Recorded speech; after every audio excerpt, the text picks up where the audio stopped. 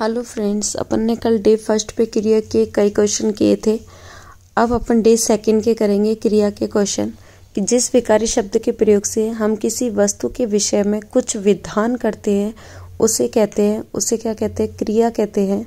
ठीक है, किसी वस्तु के विषय में कोई डिस्कशन करना क्रिया कहलाता है। क्वेश्चन सेकंड, निम्नलिखित वाक्यों में किस वाक्य में क्रिया अकर्मक नहीं है? तो अकर्मक क्रिया क्या होती है? जिस वाक्य में कर्म का प्रभाव सीधे कर्ता पे पड़े वो क्रिया अकर्मक कहलाती है। लेकिन जो छोटे छोटे बच्चे बात बात पर रोते हैं तो यहाँ पे प्रभाव छोटी छोटी बातों पर पड़ रहा है, इसलिए यही अकर्मक नहीं है। बाकी सारी क्रिया क्या है?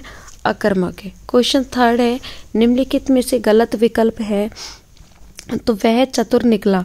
यही गलत है, ये सकर्मक क्रिया ना होके क्या हो गई? अकर्मक हो गई, क्योंकि चतुर निकला कौन? वह सीधे कर्ता पर प्रभाव पड़ रहा है, इसलिए ये क्रिया कौन सी होगी? अकर्मक क्रिया होगी। ठीक है, वह कॉलेज से आकर सो गया। दो काम हो गए, एक पूर्वकालिक क्रिया हो गई, सही है।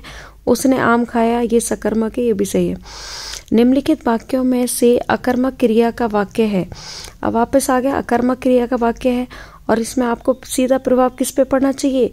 कर्ता पे। लड़की गा रही है, अब इसमें देखो गाने का प्रभाव सीधा किस पे पड़ रहा है? लड़की पे, इसलिए ए इसका राइट आंसर होगा। ठीक है, बाकी तो सारी कौन सी हो गई? सकर्मक क्रियाएं हो गई। नेक्स्ट क्वेश्चन है, निम्नलिखित में से सकर्मक क्रिया वाले वाक्य का चयन कीजिए। सकर्मक का करना है। ठीक है, राधा अभी जयपुर होकर आई है। बंदर केला खाता है। बंदर क्या खाता है? केला। तो ठीक है, आ गया ना क्या? जहां पर कर्ता कर्म का प्रभाव ऑब्जेक्ट पर पड़े, उसकी विशेषता पर, तो क्या आता है? सकर्मक क्रिया, यानी कि 20 का राइट आंसर होगा। ठीक है, बंदर क्या खाता है? केला। जहां पे क्या का आंसर मिले वो सकर्मक।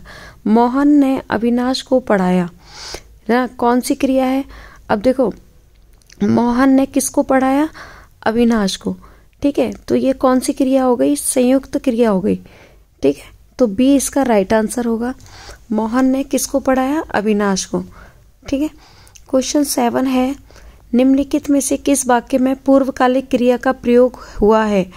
पूर्वकालिक का आया है, तो पूर्वकालिक में मतलब एक काम होकर दूसरा होगा, तो अंकिता खेलकर पढ़ने बैठेगी, यही सही है ना? इसमें एक काम खेलने का हो गया, दूसरा पढ़ने का हो गया, इसलिए ए इसका राइट आंसर होगा।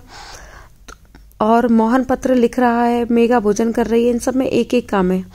क्वेश्चन 8 है, निम्नलिखित में से किस वाक्य में क्रिया सकर्मक रूप में नहीं है? सकर्मक रूप में है। तो सकर्मक में वह नहाकर आया, उसने आम खाया, मछली तैरती है, वे डूब गए। तो उसने क्या खाया? आम खाया, है ना? तो जहां क्या का अर्थ निकले वो सकर्मक, तो इसलिए 20 का राइट आंसर होगा। क्वेश्चन 9 है, जिस क्रिया का फल कर्म पर ना पड़कर कर्ता पर पड़ता है उसे क्या कहते हैं? अब ये डेफिनेशन आप याद कर लेना। जिस क्रिया का फल कर्म पर ना पड़ के कर्ता पे पड़े वो क्रिया अकर्मक कहलाती है।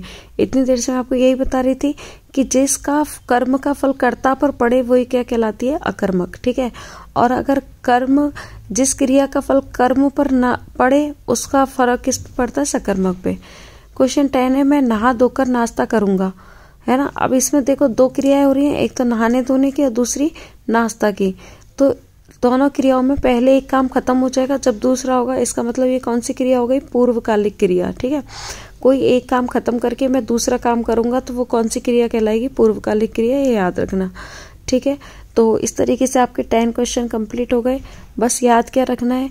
जिसका प्रभाव कर्ता पे पड़े वो अकर्मक और जिसका प्रभाव कर्म पे पड़े वो सकर्मक। ठीक है, और बाकी इनकी प्रैक्टिस करना, ज्यादा से ज्यादा 7 से 8 दिन अपन ये क्रिया करेंगे और आई होप आप इनको कर पाओगे आगे। Thank you.